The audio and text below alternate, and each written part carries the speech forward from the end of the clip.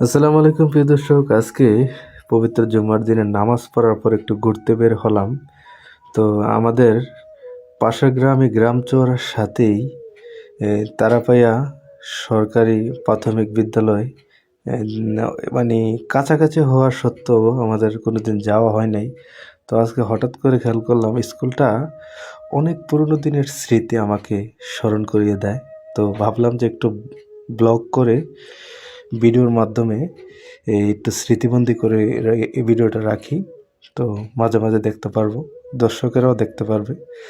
তো এদিকে দেখেন একটা চিত্র দেখলাম, একটি চাপ কল, হয়তো চোরেরা নিয়ে গেছে কিনা জানি না। এই যে কল আছে কিন্তু এটার ডান্ডা বা মুখ কোনো কিছুই নেই। হয়তো চোরেরা নিয়ে গেছে নাকি বলতে পারি না, কারণ স্কুলটা এমন একটা স্পেসে অবস্থিত, একদম গ্রামীণ প্রাকৃতিক পরিবেশে অবস্থিত।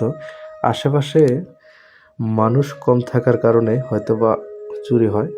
তো স্কুলের পরিবেশটা আমার কাছে খুবই ভালো লাগছে। আমার কাছে মনে পড়ছে আমার ছোটোবেলার সেই কথাগুলি। কখন স্কুল ছুটি দিবে, দৌড়াইয়ে স্কুলের সামনের যে ভাজা পোড়া জিনিসগুলি বিক্রি করতো, শসা গাজর, এগুলি খাইতাম।